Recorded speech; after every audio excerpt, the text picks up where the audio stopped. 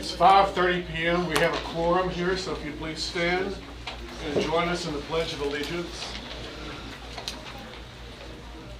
I pledge allegiance to the flag of the United States of America and to the republic for which it stands, one nation, under God, indivisible, with liberty and justice for all. Now the Texas flag. Honor the Texas flag. I pledge allegiance to thee, Texas, one state, under God, one and indivisible. Would you bow your heads? Lord, we come before you tonight very humble and appreciative of the fact that we have the freedom to meet here and to honor students and to honor faculty and other people who deserve it. Lord, we thank you for this outstanding school system. We thank you for the community who supports it. May all that we do be in the best interest and in the best for kids. In your name we pray, amen. Amen. Begin with our teacher spotlight. Well, we've got a lot of recognitions tonight, and we wanted to start with Dakota Young. Dakota, is she here? Where's Dakota? She's coming. She's coming. Okay. Dakota is a first-year kindergarten teacher, and when she started, she didn't have any classroom experience, but she learned quickly, and she started asking questions and going for advice and getting assistance, and she received all that feedback very well, and she went above and beyond to improve this year. Her students love her. She's been a fantastic addition to the kindergarten team, and Ms. Hoover, her mentor teacher, said when Dakota was hired, she was brand new to the profession. She's become a great teacher in 10 months. She goes above and beyond to make sure she's doing what's best for her students. She's constantly asking questions and finding things to help her in her classroom, and she's been a great addition to the team. So Dakota, we wanted to recognize you tonight and thank you for all your hard work this year. You betcha. Thank you all for everything y'all do for us. Okay. Dakota, we want to give you this.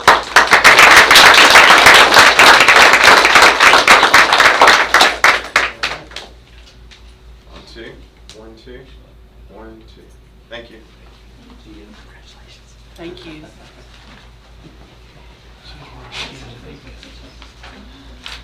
All right. Well, next up, we have a bunch of coaches and athletes for different things they accomplished this year in sports. We had a great year in sports, and more importantly, we had a great year in academics. And a lot of guys that are here tonight did well in both, which is very difficult. And so we're very proud of those students. But we want to start with the powerlifting program. So I want to start off by saying that over the past 10 plus years, we've had great success in powerlifting. This year, Gatesville qualified 7 girls, 7 boys for regionals, and then sent 3 to state. And so, despite Coach Moffitt, they did well. So, Emily Zacka, we'll start with Emily. Emily was a regional meet champion. She advanced to state and won a silver medal. And she won bronze last year. So, fantastic, Emily. Caden Brister was a regional meet champion, advanced to state, finished 11th, which was fantastic. And then Ryan Smiley became the program's second ever state champion by winning gold. He lifted an amazing 1,880 pounds, including an 815-pound squat.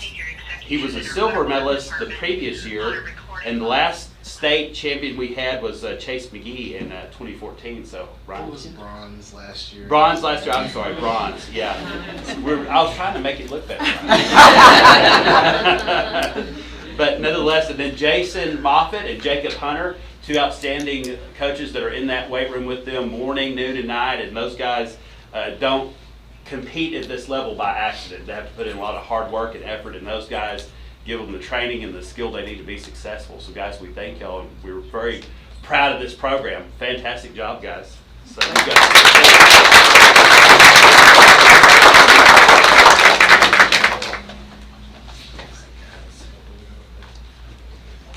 Jason, one for Jacob. Guys, thank y'all. Paperweight. There you go.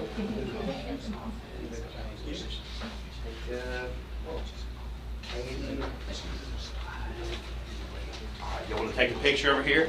Where do you want us? Right up here. You get in the middle since you're the smallest. Get everybody in. I'm going to flex right now. All right. 1, 2. 1, 2. That's good. Thank you. Great.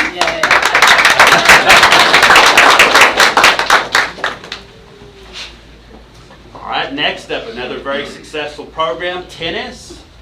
And one other thing I forgot to mention was that in powerlifting, they've qualified 36 girls and 9 boys for state since 2011. That's a lot. That's a lot. Stormy Tatum. Where's Stormy? Stormy, she finished a brilliant career for GHS. She won silver medal in the girls singles at the Class 4A state tournament for the 2nd year in a row, which is unbelievable. In 4 seasons, this is incredible. She was unbeaten in district matches. At home. At home. So that's fantastic. So Stormy, we want to honor you and Coach Wendell. And so, any words for the group? I didn't plan for this. Are you going to miss playing tennis? Yes, I am. Okay. We know we're going to miss having you here. Yeah. Yeah. Yeah. Stormy, we're so proud of you. Thank you. Let's take a picture.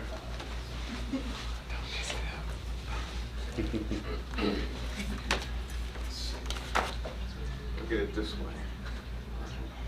1, 2. 1, 2. Thank you.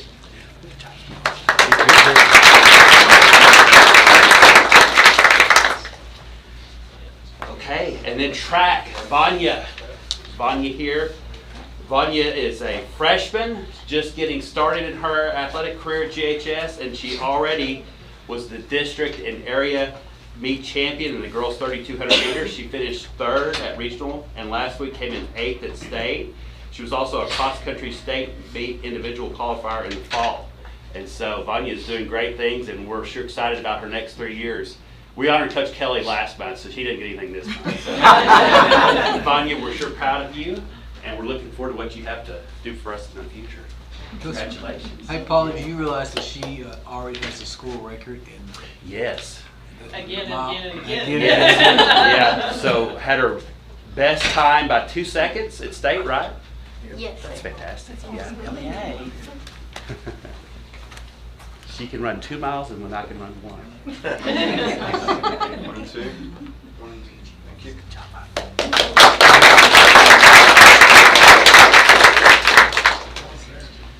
All right. Next up are our 16 academic all-state student athletes. So we had 16 that earned academic all-state honors, and this is based on grade point average as well as ACT and SAT scores, and the fact that they're also outstanding on the field. And so Coach Phillips is going to help me with this. I'll call out the names, and Coach Phillips has got a nice graduation. Yeah, tassel for graduation, so that's great. So Carson Brizendine.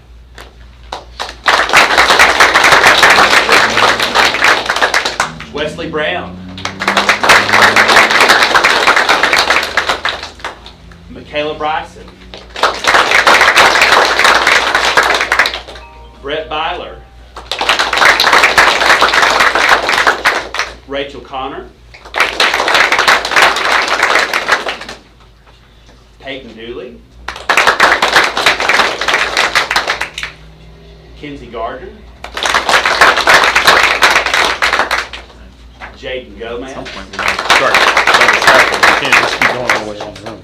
Evan Hansen. Chris Johnson. Anna Mitchell.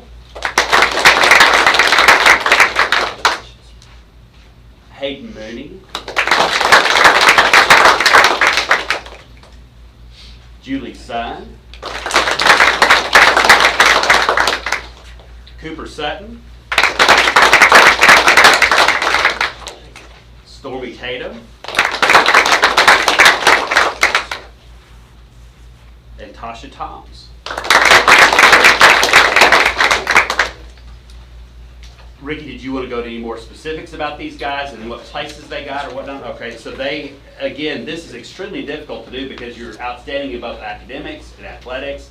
And so we're very proud of you guys because this is what it's all about. Maintaining your classroom studies and then excelling on the court and the field, and it's hard to do. So we're proud of these guys. So, Jeff, you want to take a picture of these guys? Push together. Okay. We'll see if we can get him in one You're not shot. tall enough. Honestly, I feel like I'm not either. do need to be. I think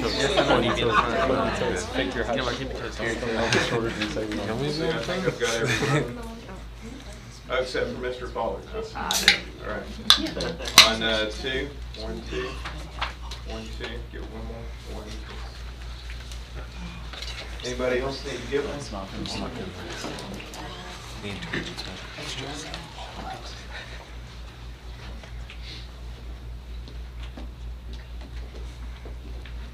Guys, congratulations.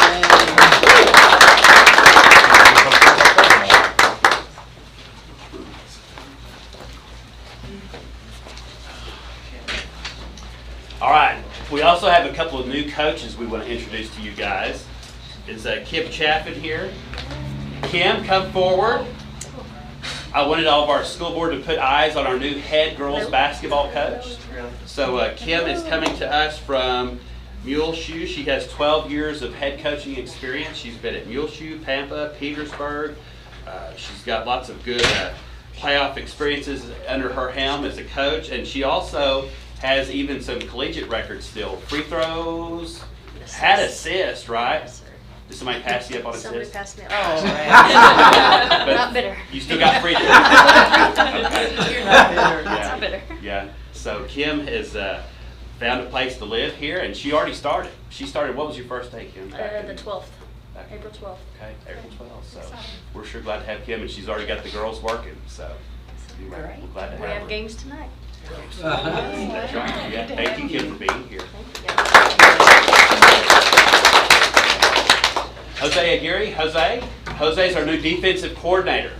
And Jose is coming to us. He's got 13 years of experience. He was most recently at Georgetown High School, and he's done a stint there since 2019. He's been at Round Rock High School, Westwood High School, Salado, and so he's got a lot of years of experience. He's been defensive coordinator for a couple years, assistant head coach for 3, head boys track for 2, and he's a U.S. history buff, loves the advanced AP history and loves that in the classroom. So he's already, what was your first day, Jose? March 20th. March 20th. Yeah. So these guys have hit the ground running and have already started. So Jose, we're sure glad you're here. Welcome.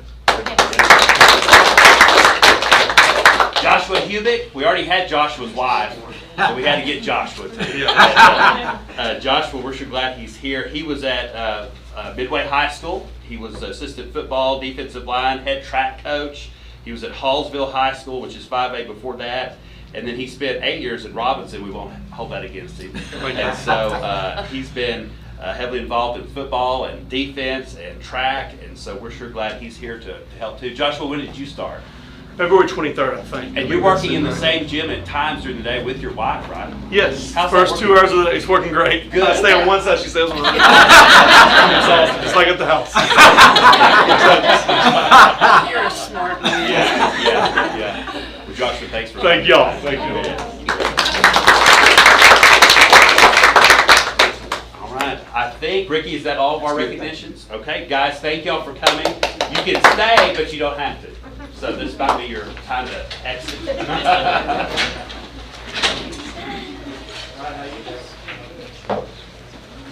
Not y'all.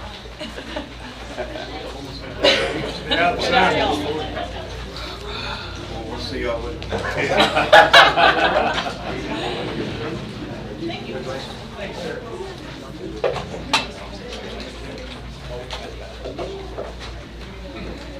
Yeah, you guys can have a seat. That we're waiting.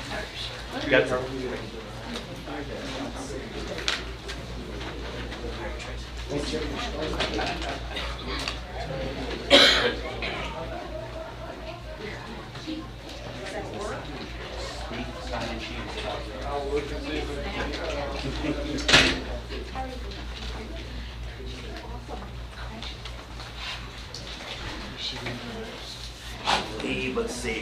Let's see where we at. Okay, yes.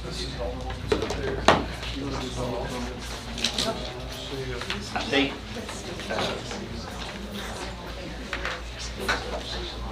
So I think, is everybody in now? So I think we had, next up is public comments, and I think we had one that signed up, right? Lauren Morell is here. Lauren is wanting to speak to the group. And did we have any other sign up, or is it just Lauren? Okay, just Lauren. Lauren's got Some instructions Mr. Ament will read, and I think you have like 5 minutes to speak. The board encourages comments about the district from members of the public. Anyone who signed up to speak in advance of the meeting in accordance with the board procedures may do so. The board asks that each participant's comments pertain to district business and be no longer than 5 minutes. For any member of the public who is accompanied by a translator, your time will be doubled. Remember that the board may not discuss or act upon any issues that are not posted on our agenda. In addition, the board has adopted policies to provide prompt and equitable resolution of complaints and concerns. Students are their parents and the general public. Copies of our district policies and procedures on public comment and filing complaints are available at the Gatesville ISD Administration Office, 311 South Lovers Lane, Gatesville, Texas. You may begin. Gatesville School Board, I want to thank you for this opportunity to speak to you today. I come to you as a parent of a Gatesville ISD student and a concerned citizen. While I've already talked to Dr. Pollard about my specific concerns in private, I would like to address you as a whole to show that, along with others that have joined me today, that we are supporting your stand for wholesome values within the community. In April, the librarians from Gatesville ISD and the community library attended the Texas Library Association conference held in Fort Worth, Texas. When I studied the agenda for this conference, I was extremely disturbed. The guest speakers included after-hours keynote speaker on day one, Alyssa Edwards, a television personality and self-proclaimed drag queen, and the owner of a dance studio in Mesquite, Texas. His speech was followed by a reading demonstration of drag queen storytime by another self-proclaimed drag queen, Jenna Sky. In the general session on day two, Ibrahim Kendi, a critical race theory proponent, began the day's events. The fact that these were on the top of the TLA's priority to bring to all librarians across the state show that they deem most necessary for children to learn. This concerns me deeply, as I hope it does you also. After discussing these specifics with Dr. Pollard, I was heartened to know that many of these new agendas have escaped the students of Gatesville as of yet, due to your diligence. I'm aware that most, if not all of you, when running for school board, mentioned your Christian values. I attribute your sound judgment as watchmen of this community to these values. You have stood by and protected our children through unconstitutional and developmentally devastating mask mandates, and have no doubt that you will do the same as these attacks on our children's innocence beckons at the door. I'm here today, along with those behind me, to stand and show you our support and stand with you as you rise to the challenge. I thank you for your dedication and pray that you will not grow weary in your cause. For your edification and reference, I've included a copy of the TLA agenda, 2 newspaper articles on the conference, and a prayer that has been prayed over you prior to this meeting.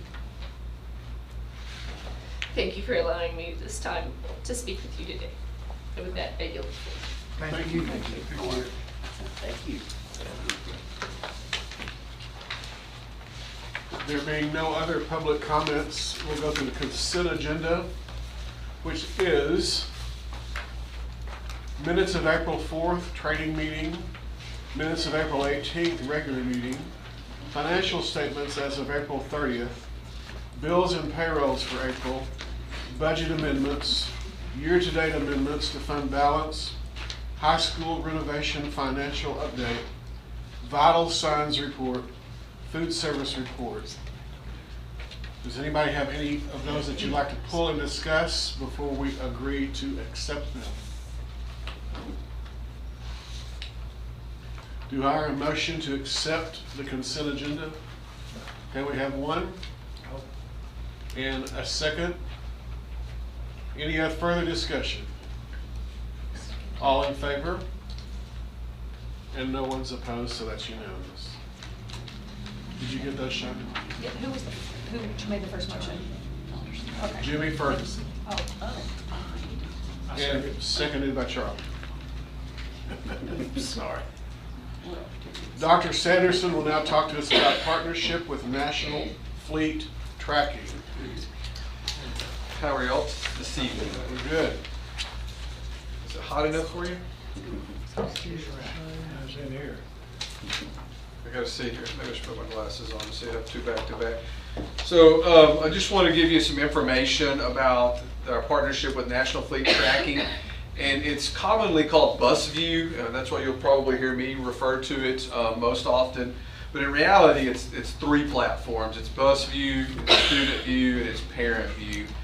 And this is a new program, new platform that we started officially with the district. We started about 5 weeks ago. We've been working on this for the better part of the semester.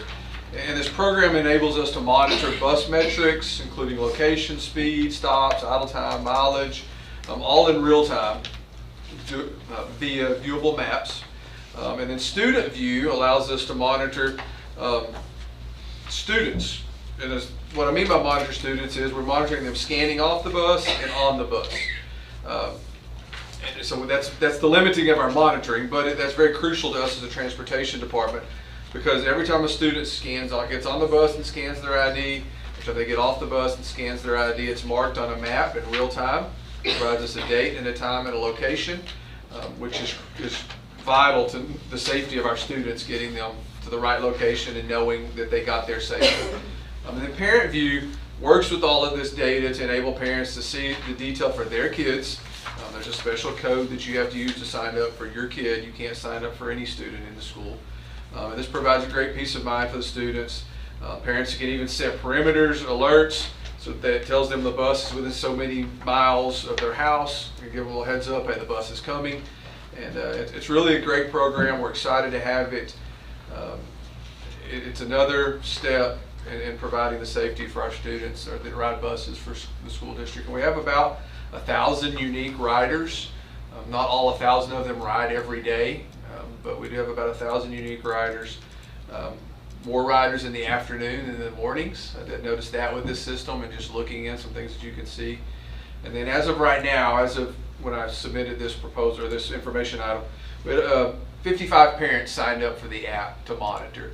And having only done this for about 5 weeks, I think that's a pretty good start. Any questions about the National Fleet Tracking Program?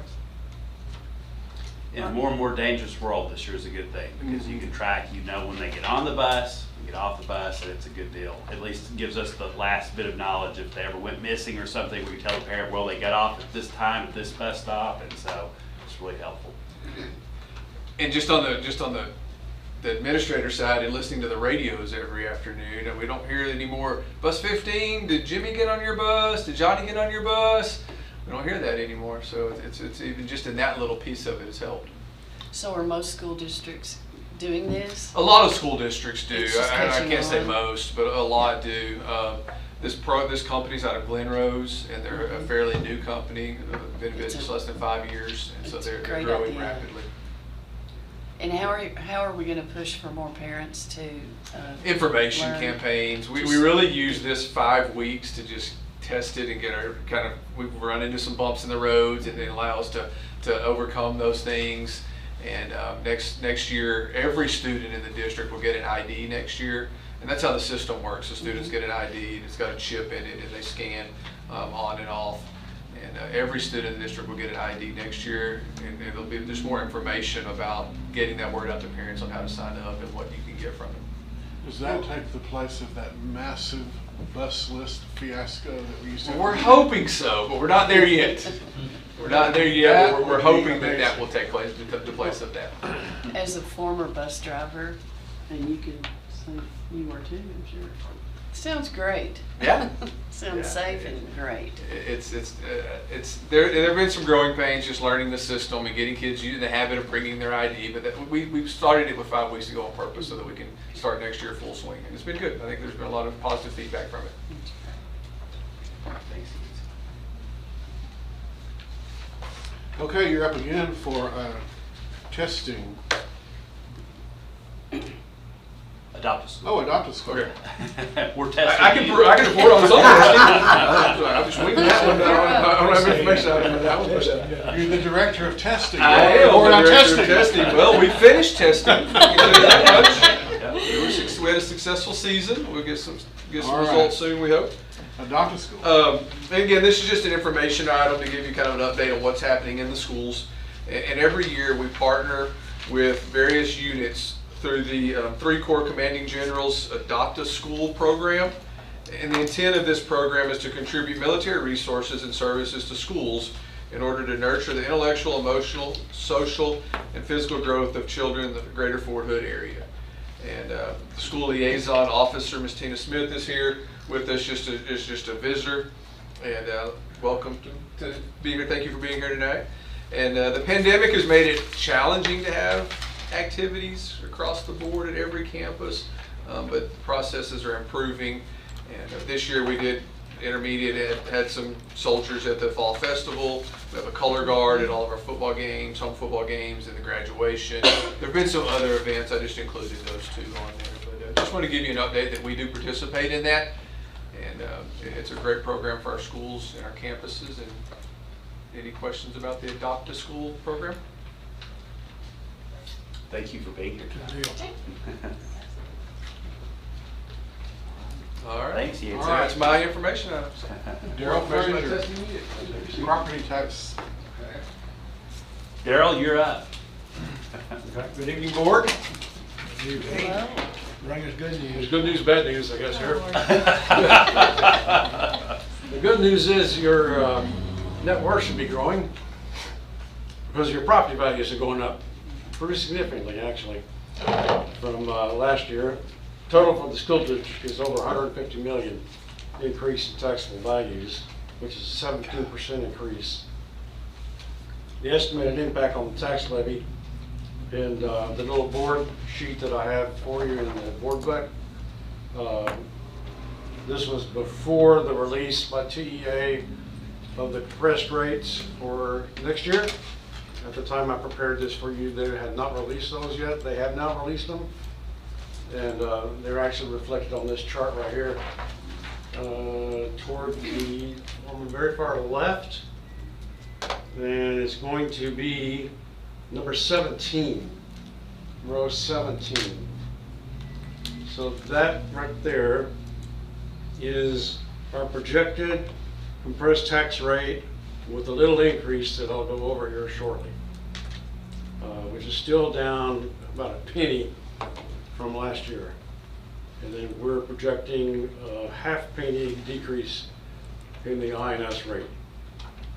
So the total calculated levy will be up about 1.6 million, which is 15.55% increase.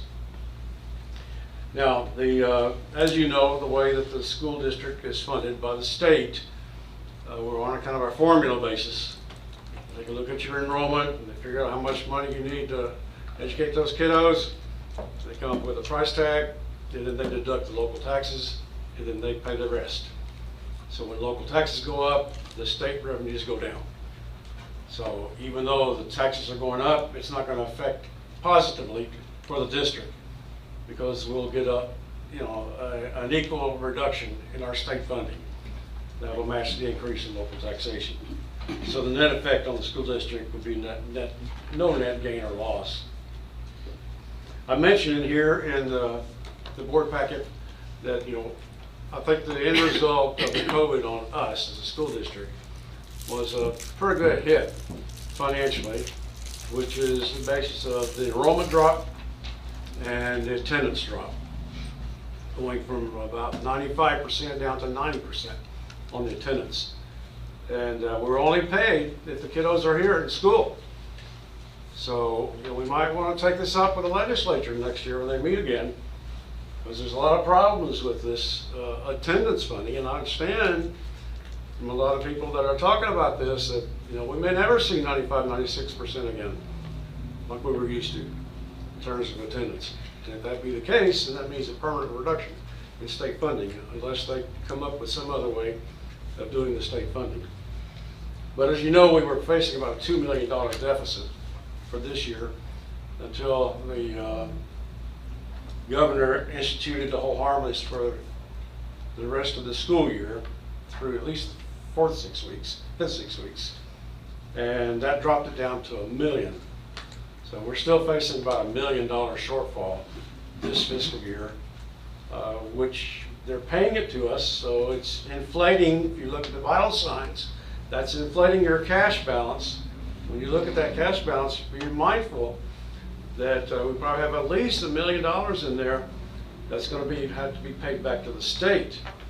And the way they make you pay it back is they'll reduce next year's payments evenly throughout the year. So they make it a little easy. They don't just take it out of your first payment. They kind of spread it out over the year. But that $1 million will have to be paid back. And unless things improve, we could face another $1 or $2 million loss next year in terms of our funding. So it's pretty tricky right now. I'm not, like overly pessimistic. I'm cautiously optimistic that we can get this thing back in shape. Cautiously optimistic that with this great superintendent we have, that he's going to go out there and recruit more students to come in to the school district, and our enrollment's going to go up. And he's going to hammer them on the attendance, on the ones that are not showing up. Some of these guys are like have big time attendance problems. Who are you looking at? No. Michelle. Michelle.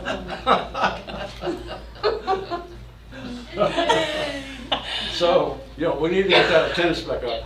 We did have, if you looked at the vital signs this time, we did have one little green spot. Anybody pick up on that? Mm-hmm. What was it? 7th grade, I believe. 3rd grade attendance. 3rd. Keegan? Remember how we have green? Green on the attendance meant 96%. Because 95% is what we're basing everything on. So if you get 96%, that's good. That's a percent above the 95 minimum requirement. So Lucille prepared the sheet for me, and she didn't color it green, that particular one. And I don't think since she's been doing it that she knew to color it green. So I had to explain to her that when it hits over 95%, we're going to color it green. So I don't remember seeing any green. So we haven't seen it yet. And this is our first green in a while. This is the first sign of life, Keegan. 3rd grade. You're on a roll over there in elementary. She's getting emotional. So Dr. Pollard, whatever we did down there in elementary, we got to do that elsewhere throughout the school district. They had 96% attendance in the month of April. So that was a really bright spot. I even sent her a picture of my cactus. I had a new little life on it. But that's my new life for Gatesville ISD. All right, so you know that the final... Another one about 94%, what I remember looking at, Well, what's that? and the percentage of attendance. Overall for April? No, just another grade. 6th grade was 94.79. Yeah. That might be the one you're thinking of. Yeah, 4th grade, 6th grade, 6th grade, 94.79. 94. And that's the one I caught my Okay. eye. So, you're seeing the numbers come up. I apologize. That's good. That's going to impact the funding, guys. Sure. So these are preliminary property values that came out of the Coryell Appraisal District as well as Bell. Since most of our properties are in the Coryell, it's really Coryell. So when you see this fancy chart, you'll see I have the two appraisal districts listed, Bell and Coryell, but most of our property values are in the Coryell Appraisal District. So we will be receiving certified, is what they call them, property values in about the 3rd week of July. So this will stand until then, in the 3rd week of July, which will be past the board meeting for July, so it probably won't be until August, or even the budget workshop in August, that I'll be able to present to you the certified values. And I would suspect that they're going to hold pretty even with what they've come up with there on the preliminary numbers. So I'm giving you a lot of data on this chart. It goes back here, so you have a lot of information at your fingertips. And do you have any questions about property values or effects on taxation? Are you happy? Sad? No? Indifferent? It is what it is, right, guys? Right.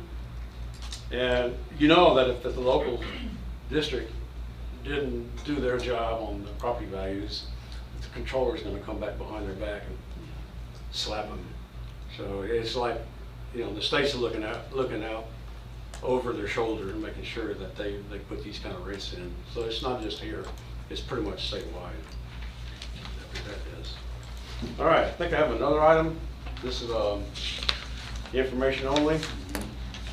Summer feeding. Summer feeding, okay. Well, it's time for another summer feeding. Can you believe it? 12th annual. I think you were on the board when we started this, weren't you? Remember that? Yeah. We were, of course, losing money back in the day. The first time we did this, it was like 5,000 meals we served. And we reached a peak of 28,000 meals in 2020. That's 2 years ago. And for this year, we're probably projecting somewhere around the 20,000 meal range. And we will attempt, as we've done for the past, since 2017, operated this program under a break-even point. It's our goal to do so again. However, no promises. It's going to be a tough year for us. A couple things different. So if you still have this sheet that I put in your board book, there's 2 more things you want to get your little red line through, okay? It mentions here that we're going to have 2 preparation sites, elementary and high school. So now we're only going to have 1. It's going to be elementary, kind of like we had last year. It was going to cost too much. And once we got the numbers together, we realized, we better go back to 1 preparation site to save money. And so we've cut that out. And then everything will be served in the elementary for the elementary students, as well as the Boys and Girls Club. But all the other areas will be served, delivered food from the elementary campus to various sites. And I've listed here the sites that we're going to be serving: Trinity Baptist Church, Care Center, the parks and the pools, scratch the library, that was on your list, we scratched that one. The WIC office, all summer school locations, which would be the elementary, high school, junior high, intermediate, all the athletic camps. And this will start Tuesday, May 24. It'll run through the end of July, July 29. And these will be served Monday through Friday. And again, our partner in crime on food service, SFE, which is, here we have a couple people here from SFE I'd like to recognize. One's Tracy Martin. Tracy comes from the great metropolitan area of Canton, and she's the area director, operations director for SFE. It's a big position. And Jamie Blunt is our local manager, and we're grateful to have him on board with us, and he's doing a fantastic job, and we welcome you as well. Thanks for coming to the board meeting. They're going to be responsible for running the show on the food service again for the summer, and we look forward to good. We really have a lot more sites than almost any school district around. We actually got a email request from the Hillsborough WIC program wanting us to do their WIC. No, I don't think we can go out that far. So we're doing good here to do our own WIC in Gatesville. So I think we're doing a great job, guys, as far as providing food for the kiddos in our community for the summer. And thanks to our SFE partners and our cafeteria staff who work extremely hard every year to make this a reality. Any questions before I turn it over to the next speaker? Thank you all. You good? It's a great All right, program. thank you. Well, the last information item is just a policy update affecting exhibits listed, and so we've got new points of reference for employee welfare, freedom from discrimination, that's DIA exhibit, FB exhibit, and FFH exhibit. Basically, we're just updating the point of contact for ADA Section 504 coordinator from Pam to Leanne, and so that's just the information item, and we'll probably be making Pam the point of contact on some other things. We've already got her started in her new role, already kind of sorta. Speaking of attendance, we had a good meeting with Brandon Belt and Coy Latham about trying to have a little bit more punitive consequences for these kids who aren't coming to school. And so Pam's our lead person on trying to be coordinating with all these other entities here in town. So anyway, but that's just a policy update for you guys to be aware of. All right, we move to action items. And we start with Dr. Harper. This MOU may look familiar to you, as if we've done it before, and we did, except it was with the DA's office. When we were at our truancy meeting with the County Attorney Belt and the JP, we realized that the County Attorney's Office also has a crime victims department.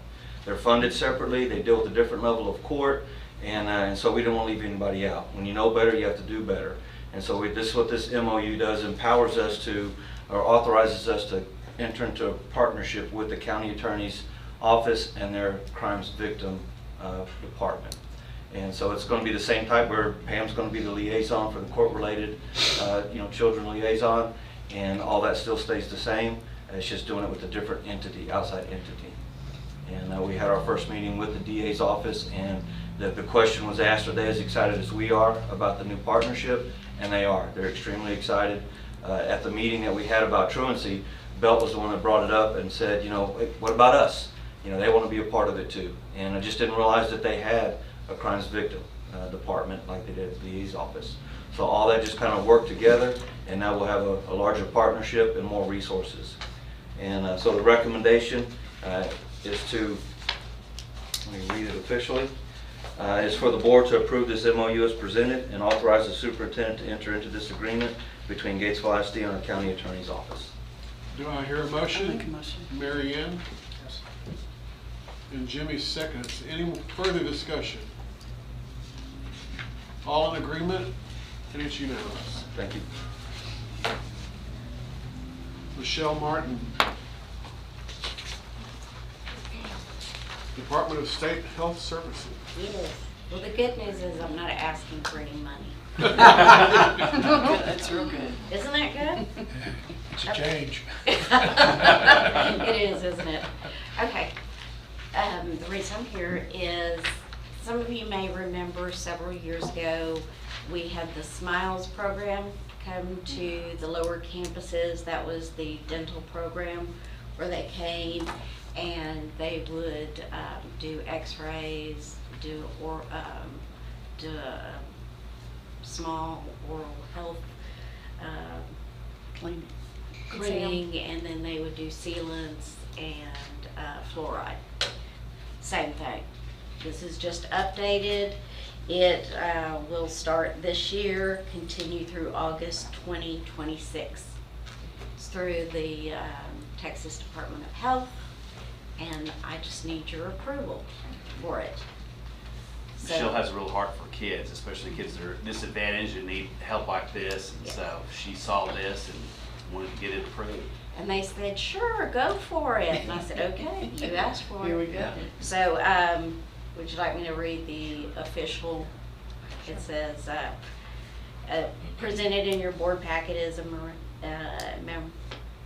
Just a recommendation. Yeah, I just need you to make a recommendation that we accept this for the state health services and Gatesville ISD to provide preventative dental service to students who have parental permission.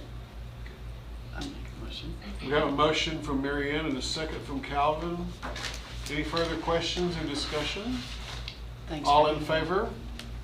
And it's unanimous. And since I have you captive, I'm just going to do something else quickly. August 6th, over at the Methodist Church, it's actually a community event. We are going to give away about 300 backpacks filled with school supplies. We're going to have about 10 hairstylists offer their services for the day. We have the Texas Lions Club coming to do vision screening. We have the clinics coming to do immunizations. We have just kind of all kinds of things going on. So just to let you know, it's a community-wide event, no cost to anyone. Awesome. Just pass something.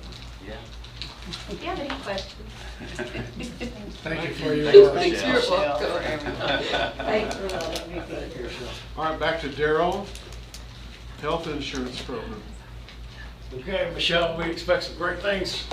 I know our secret to getting her really motivated, Garrett, has to do with her initials. M&M's. She loves M&M's. That works, huh? That's what she was over there reading. You remember? I can tell you some other things, but we've got other things to talk about. All right, moving right along. Here's good news. We were kind of waiting in anticipation of what TRS is going to do in terms of releasing next year's medical rates and the premiums. And believe it or not, woo, they have gone down substantially. Two factors really contributed to that. One is they changed the methodology in calculating the rates. They've gone to a regional calculation method. We're in region 12, which is Waco. And so we're really in a pretty cost-effective region as far as the medical costs. And so that's one reason for the decline. The second reason is when Governor Abbott approved $435 million from the CARES Act to go toward buying down the medical costs. And so they applied some of the CARES Act money to reducing the cost for medical premiums on the school personnel for next year. So that was a big chunk of change. So the decrease is between $50 a month to $266 a month decrease. Percentage decrease is 9.3 to 16.2. So that's, I've not seen that before since I've been here with you as your CFO. The decrease, total decrease on the premium is going to be $281,718 approximately. Depends on, of course, the makeup of the group for next year, but this is assuming the same makeup as we have currently. So that's 11% drop. What management is wanting to present to the school board is that we maintain the $417 a month contribution that this district pays on behalf of the health care for our employees, that we freeze it at that level. Not increase, not decrease, but we freeze it. What that'll do is just to pass the entirety of the savings on to the employees. And then we will maintain the district level at the $417 a month. The cost of doing that is a little over $200,000 actually. So we could save technically at the employee's expense a couple $100,000 if we lowered that amount from 417 down to the new 365, which is now the minimum for employee-only coverage under the new rates.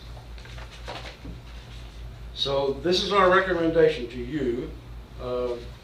We'll be getting into our proposal for raises here shortly, but we're not able to do this what we would like to do for the staff due to financial constraints.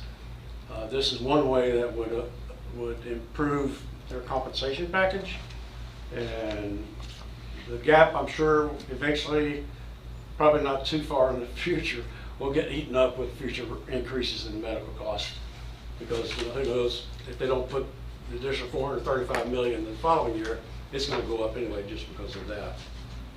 So that's our proposal, board, is that we freeze the 417 for the staff for next year, and then we'll pass these along. At the time that I prepared this for the board book, they have not released the benefits in terms of what do the benefits look like. We know the rates are going down. So the benefits, just a couple days ago, were released, and pretty much in line with the way the program works now, with the exception of Scott and White. Scott and White has about 50% of our employees on that coverage, and their individual deductible is going up $750 from $1,150 to $1,900. Another reason why you want to freeze our contribution at $417. And the family deductible is going up $1,300 from $3,450 to $4,750. The individual out-of-pocket maximum is going up $550 from $7,450 to $8,000. So you can see the increases, or I just said decreases in benefits in a way that the employees are going to be subject to, and half our staff is on this Scott and White plan, and these will be their higher deductibles. The other plans are pretty similar to the way it is now. So that gives you, I think, a good overview of what we're facing with our medical insurance for next year. It's a big price tag, $2.3 million in terms of the overall premium, which is shared by the employer and employees. Any questions on this? Well, if I haven't covered everything I need to, if you have anything in your head that you're not sure about, or you want more information. So our recommendation from management is that we freeze at $417 a month for next year. I do have a question.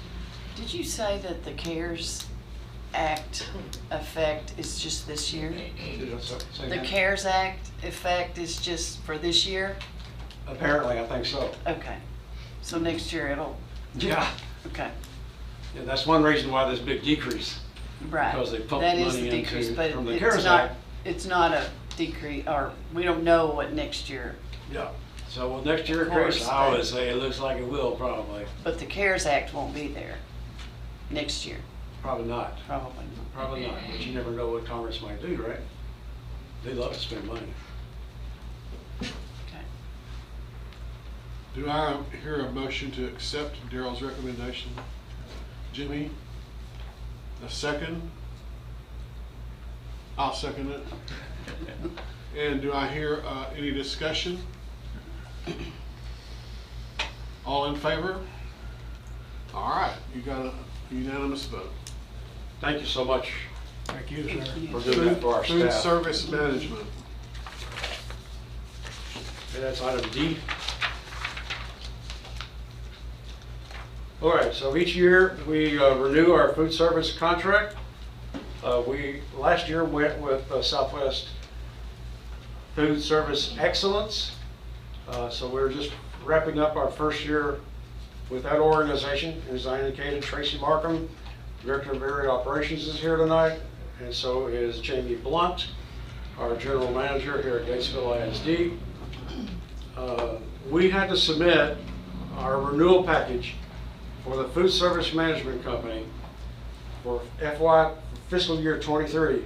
We had to submit it to TDA in December. So they've been sitting on it for 5 months, and we just now got their approval. So it's kind of crazy, isn't it? But we've been waiting all this time. You know, is it going to be approved? Finally said, hey guys, I need to present this to the board tonight. And within a day, it got approved. So I blame it on you, see. So you needed this. You're forcing me to present this to you tonight. And so their letter is dated May the 6th, pretty recent. So they've approved the contract for next year with Food Service Management Company, SFE. And in the literature that's in your board book is actually the complete package that we submitted to TDA. And it's a lot of information. At the very end, you have a reconciliation of commodity inventory use, which is this color sheet right here. That's at the end of this packet. Real quickly, the terms pretty much stayed the same. We are permitted to raise their fixed fee by, there's a special inflation index that is used to determine what percentage is allowed. And that index for 2021 indicated 3.46%. So the fixed rate that SFE charges us per meal will increase from $1.70 to $1.76, 6 pennies, at 3.46%. So they've been on, you know, we and SFE have been under this fixed rate contract now for a year. And these were based on things that we had presented to TDA much earlier than that. Just like the document that we presented to TDA was in December. And at that point, that was 3.46, which ran through November. Didn't have December figures at that point. It's actually gone up a little bit, but they're holding us to this because this is what was in that packet that we sent to them in December, you understand? So you know what's happened to food prices, along with gas prices and a lot of other things. So our partners have been having to fulfill their contract under this fixed cost contract, even though they've been facing pretty good increases in their food prices. The government came up with a plan to help school districts mitigate this price increase and supply shortage. Some of this stuff is hard to get. And we received that grant, almost $60,000 in March. It goes into our food service fund. And that grant was designated to provide relief for the effects of the COVID in terms of the supplies and the price increase. So guess who's shouldering the burden of that? Our partner SFE. But TDA won't have any part of us sharing that with our partner. We got to keep it. And in fact, they have to go to additional record keeping now to provide records of what they purchased that fits this grant. And then those purchases would have already been included in their bills to us. So the bottom line is the district will pocket that money and it'll increase our fund balance. If it increases our fund balance too much, or if SFE doesn't provide us with the documentation that I requested today, then they could come back and take their money back. So TDAs, they play hardball. And so this is what we face. But I'm very grateful for SFE for their commitment to our school district, and for the hit they've been taking with the increased food prices, still at this fixed rate that they agreed to a year ago.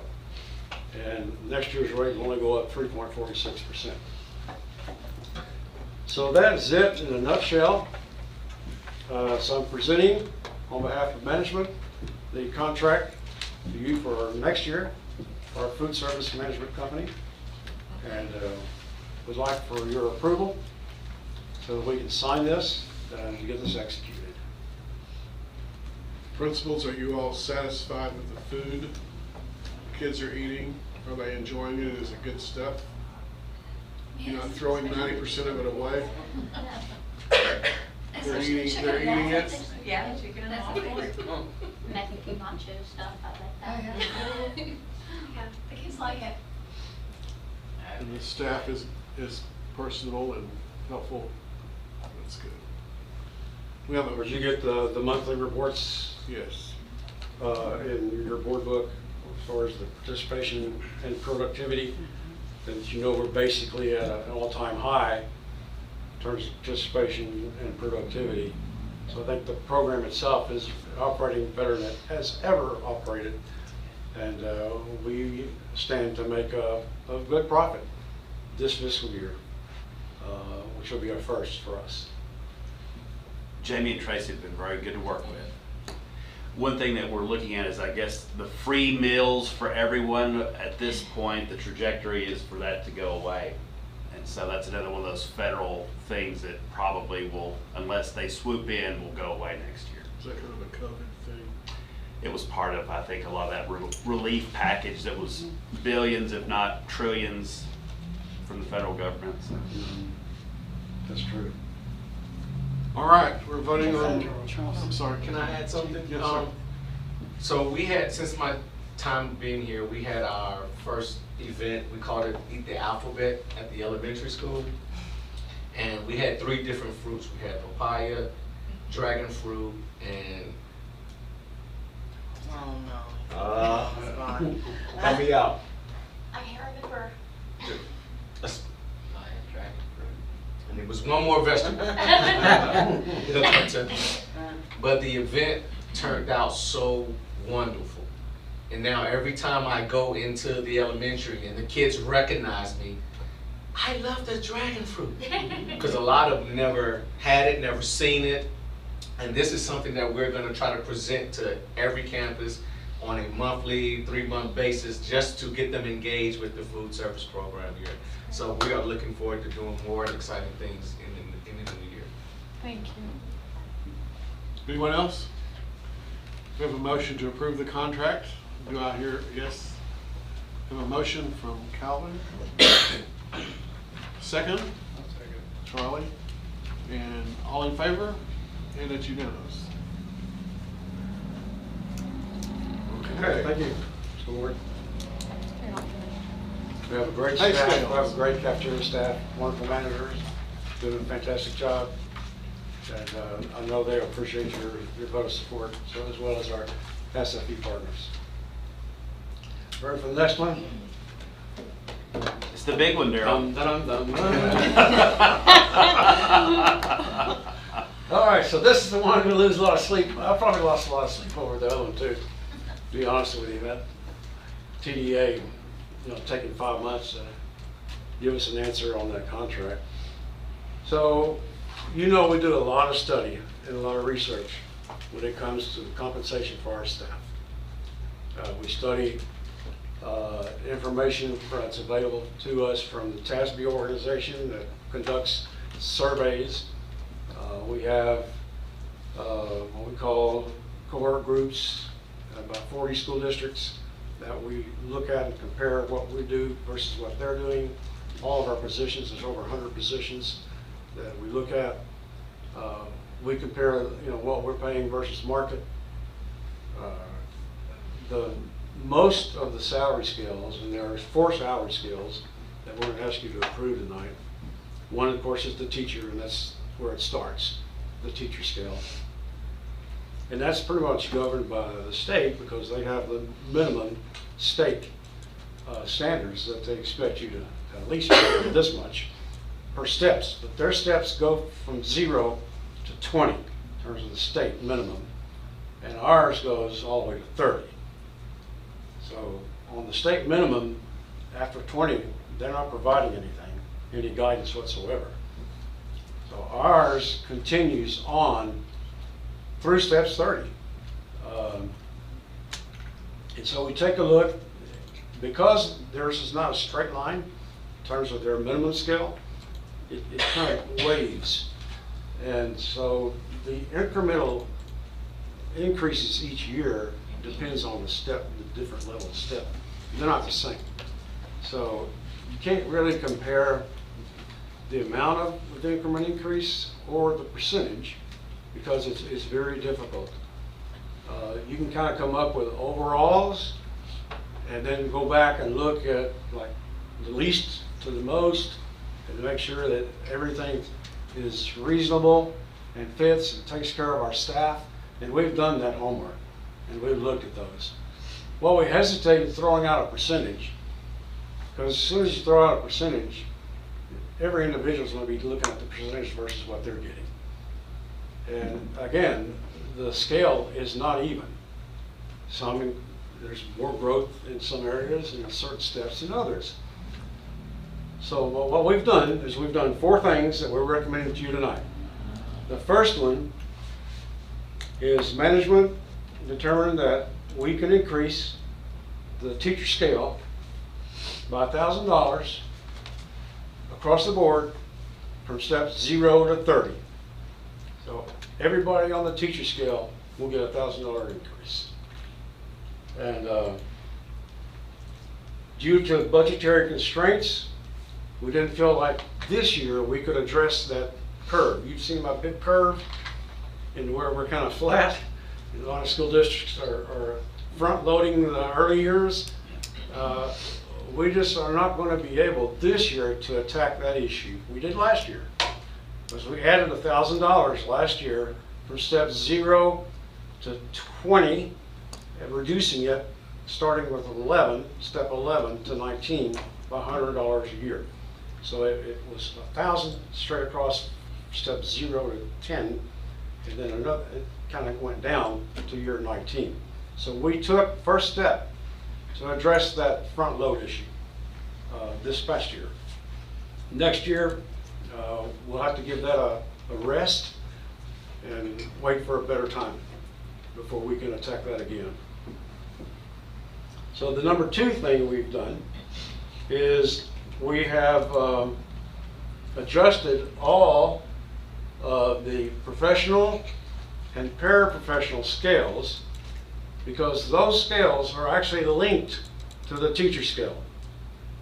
They're all scales, but they have a link percentage-wise to the teacher scale. So when you raise the teacher scale, you're automatically raising the paras and the professionals by an appropriate amount based on the scale that was in effect this year. So we didn't change any of the scales, but we allowed the increase in the teacher scale to impact the para scale and the professional scale. Does that make sense? The only scale that's not tied to the teacher scale is the auxiliary scale. That's your transportation, your maintenance, your cafeteria, and your custodial staff. Those guys, about 100 employees, they are on their own scale. And so what we did, we took the 0 scale and we did increase it by 4%.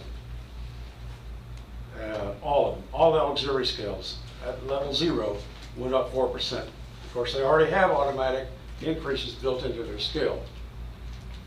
And then there was one exception that we wanted to recommend, that was for bus drivers. Because there is a big issue with bus drivers nationwide. And we looked at the market in our area for this, and we were increasing step 0 for bus drivers to $17.25 an hour. So we just highlighted bus drivers, took care of that one issue by itself. Now, the 4th thing is a biggie, and that is how we're going to pay for it. So you remember I've been talking to you about the 1 cent property tax. Every year I remind you that we have a 1 cent property tax. It's a golden penny that's dangling out there. All it needs is a vote of the board. Doesn't have to go to the taxpayers. And so it's kind of like we've been saving it for a day like this. And so that penny will just require the vote of the board to increase the rate. And the rate that I gave you a while ago, that was going to go down a penny, that's with this penny increase. So they compressed the rate enough to permit us to add that 5th penny in there from 4 goldens to 5 goldens, and to still stay lower than this current year on the property tax rate. And we're even lower than the INS rate as well. So you'll vote on the rate, officially vote on the rate in July, I think, June or July. So I'll be actually proposing the rate officially to you as far as INS and the M&O rate. But for purposes of funding these raises that we're talking about, we need to plan on that extra cent, which will bring in somewhere around $350,000 extra in local taxes. That was important what you said though, Darrell, about it went using the penny, but overall, say that again, overall, the total tax rate. The total tax rate's going down a penny. And the INS rate's going to go down a half a penny. So when someone approaches you on the street, you can say the total tax rate went down again. Correct, Darrell? It's really going down a half a penny. Total tax rate is going to go down. So it's 1 penny down on one. 2 pennies down, and 1 penny up. Yeah. Basically.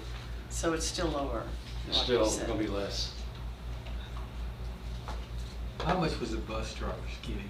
How much what? How much was the bus drivers getting? You said they're going up to 725. 17. 717, my bad. What were they making? You want to know what the total tax rate's going to be? No. What was the bus drivers making?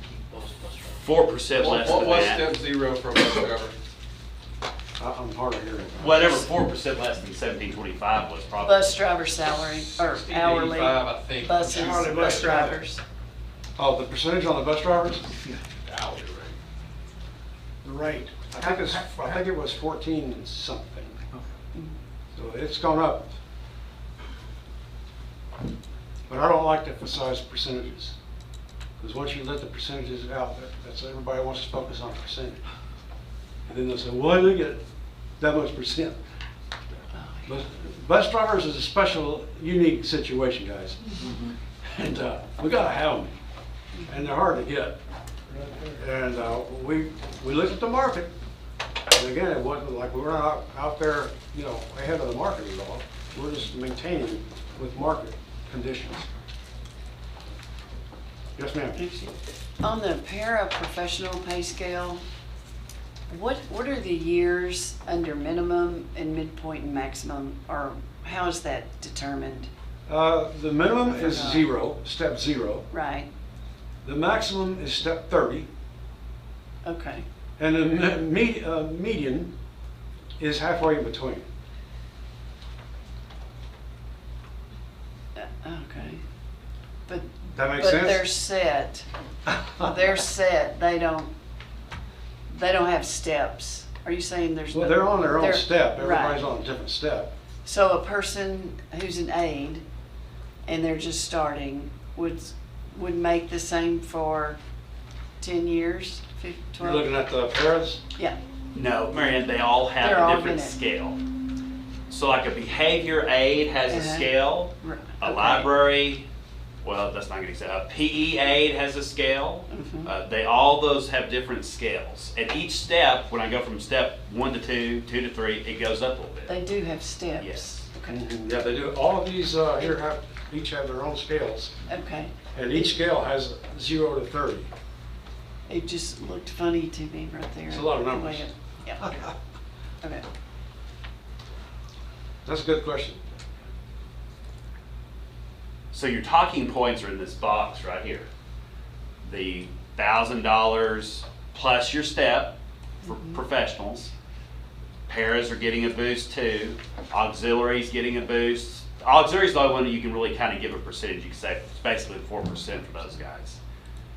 And then overall, the tax rate, 2 pennies down, 1 penny up. There's just no way we can eat that without the penny. There's no way. That's too stressful. Can't do it. So, we presented the raise package, and we had to present how we're going to pay for it. So that led to this is the time to evoke the penny. You said Because the option of not doing anything for our staff, it was just too distasteful on our part. You said that would especially in light raise- of what's going on with inflation. that would raise 350,000. Correct. Okay. I'm getting hearing aids this summer.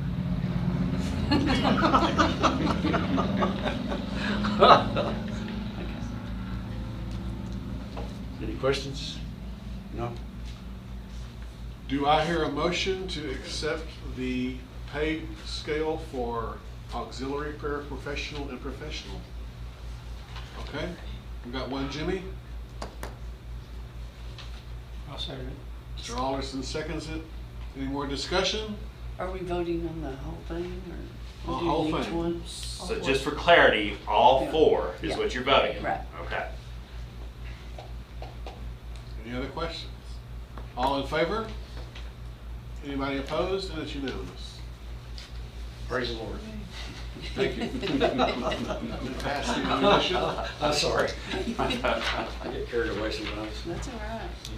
Do I have another item? Oh, selection of auditing firm. Y'all ready for that? Not really. Not really. Okay, so management is recommending that we again engage the firm of Lockburn out of Temple to conduct our audit for the fiscal 2022, which will be August 31, 2022. This will be our 6th year with this firm.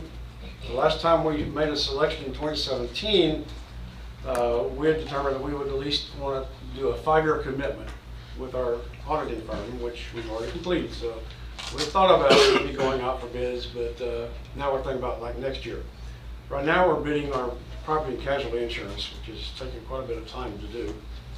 And we didn't want like two big RFPs right together. So we wanted to stay with Lot Vernon for another year.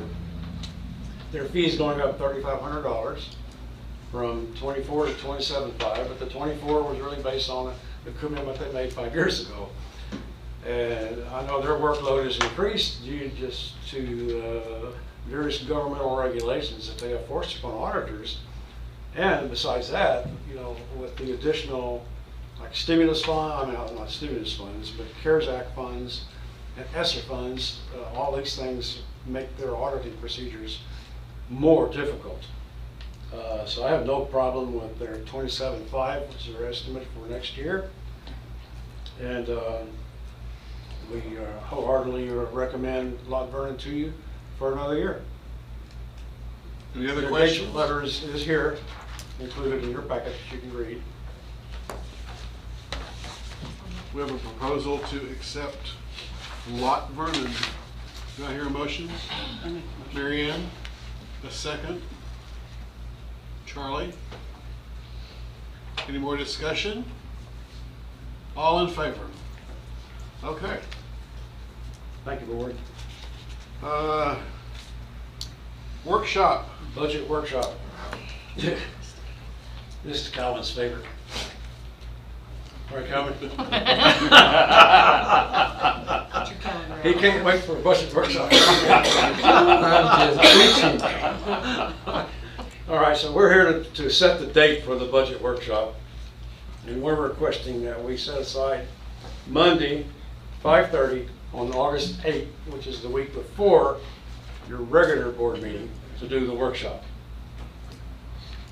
And depending on how many questions you have on that day will drive the length of the meeting. So we'll see. Hopefully it'll be, you know, short to the point, but we'll be there to answer any questions that the board will have, or anybody else that shows up and wants to make public comment as well. So you guys good with that date? Do I hear a motion to accept that date as budget workshop? Okay, Cheyenne? Do I hear a second? Okay, Mary Ann? Any other questions about that date for budget workshop? All in favor? Put your hand up. All right. You already planned a vacation? Yes, that's what I'm talking about. All right, tax rate. One more date. All right, this is the almost the last day of August. This will be Tuesday, August 30. It doesn't say the time, but I think it's 5:30 again, right? Yes. 5:30. And this is the meeting where you will actually finally approve the tax rates for next year, the budget for next year, the final budget amendments for 2022. You'll approve board resolutions as far as designated portions of the fund balance. There's a lot of homework that we do at this particular meeting. So this is a very important meeting. We like to go late into August so that we have as much time as possible to get it all ready to go for you to approve. It's on a Tuesday? This one is on a Tuesday. Daryl needs that one extra day. 5:30 also. Mm-hmm. Yeah, because we have, and then if something were to happen, we still have August 31 that we could actually do it if we, for some reason, can't meet on Tuesday. But we need to have this done by the end of August. Do I hear a motion to accept that date for a tax rate? Okay, Cheyenne, do I hear a second? Okay, we've got any other questions about it? All in favor of the 30th? Thank you. None opposed. I will try my best to make them concise. Thank you, Board. Thanks, Thank you, Daryl. Substance abuse policy. Well, we already did most of the discussion of this last time, and the biggest probably point of contention was 3 strikes or 4. And so after revisiting it with the internal team, they were the ones that were lobbying more for 4 strikes felt good with the reduction from strike 1 to strike 2 in order to have enough time to work with rehabilitation. So they said, we're good with 3 strikes. And so what we would come to you tonight with is still 3 strikes. It's the 30% for first strike, 50% for strike 2, and then permanent for strike 3. And all those extras we talked about last time, the physical workouts, the community service, the assigned mentor, the intervention by social workers, all that's going along with it. The refusal to submit is a strike, tampering is a strike, got to pass before you return to play, you can't represent us in any capacity when you're during your suspension. So our lawyer looked it over and it's fine by them, so I would recommend that you approve the substance abuse policy with the 3 strikes, which would go into effect June 1st. If you're already serving a term, this doesn't supersede it. You still have to finish out your term. But going forward, if you fall under this, it's the new percentages. So How often are they drug tested? we drug tested again today. I mean, every time they show up? Oh, yes. Once you have had a strike, then you have to test every time since then. So that's my motion. Any other questions? I think it was misunderstood. It wasn't that I really wanted the 4 strikes. It's just that I felt more like they needed help. Working in the field that I work with, I deal with a lot of kids with drugs and stuff, and they need help. And I love the fact that that they are working with the social workers, that they are working with Righteous Roots, they are working with mentors, in which I signed up, even trying to help people mentor. And from my understanding, there's very few. Yes. So that's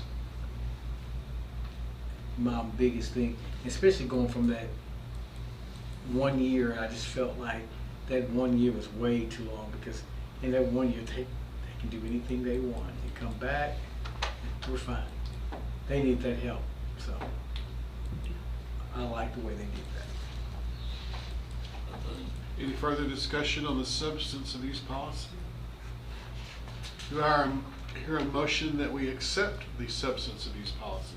Calvin, seconded by Jimmy. Any further discussion? All in favor? And it's unanimous. And now we will leave at 6:52 and go into executive session.